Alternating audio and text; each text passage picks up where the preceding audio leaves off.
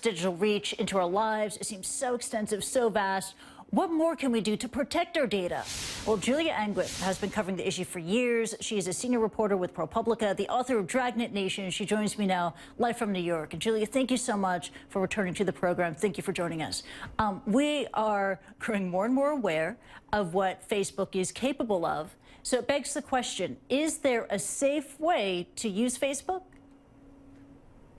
I mean, it's great to be here. Thank you for having me on. It's hard to say that there's a safe way to use Facebook, because every time that somebody writes a story about like all the perfect settings that you can have on Facebook, and you go in and adjust them, then something changes and there's a new setting added. And so it's one of these ever-evolving scenarios where no matter what you do to try to stay ahead of it, and I've probably tried more than most people, it's almost impossible to really lock down your data on Facebook.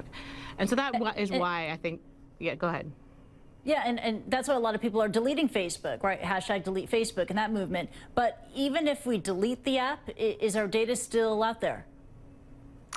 Well, yeah, they don't say that they're going to delete it if you delete Facebook. I think that they have some sort of distinction between deactivating and deleting, and so if you don't fully delete, I think they keep the data, and I'm not even sure. They say they delete the data when you delete it, but whether they do or not, we don't know, right? Cambridge Analytica is a perfect example of a situation where they thought the data was deleted and it wasn't, and so what are the controls on that? Yeah, and it's not just Cambridge Analytica, it's not just Facebook. There are many, many, many companies out there taking and using our data in ways that we just don't know.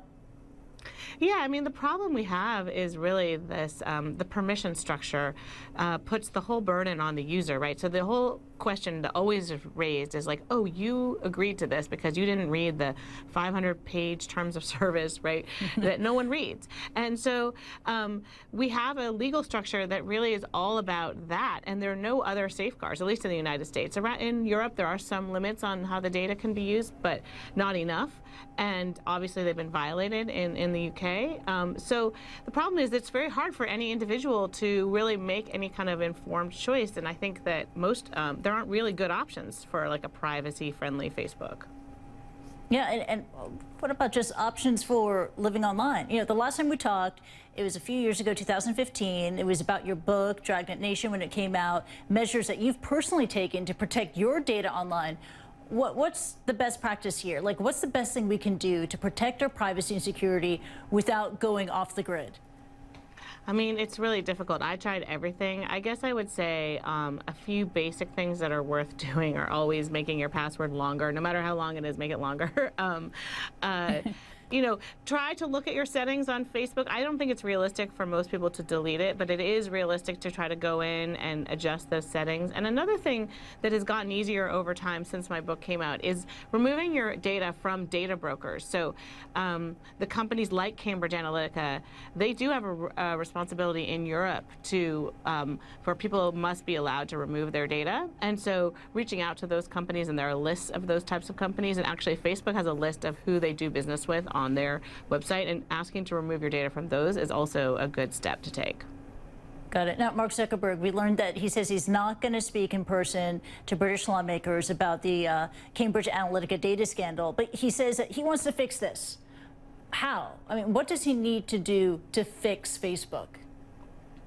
Yeah, it's a difficult task, right? I mean, I think that it was interesting that he called for himself. He said that perhaps Facebook should be regulated. And I think at the very least, losing people's data the way that Cambridge Analytica, I mean, they stole it, I suppose, but Facebook lost it, I guess.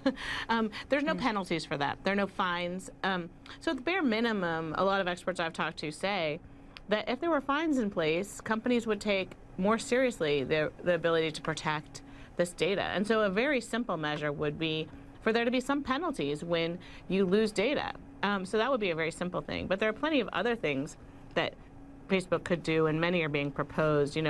They could not take ads, for instance, from Russian troll farms, right? Like they could put better controls in place and not allow people to buy ads targeted at Jew haters, right? There's a lot of things we've learned about them that makes it seem like they are not really paying a lot of attention, right? They're just taking in all this data, sucking it up, and offering it up to advertisers and not sort of a lot of oversight. And so that's where regulation would probably come in and set some standards on what they can and can't do with the data that they're sucking up.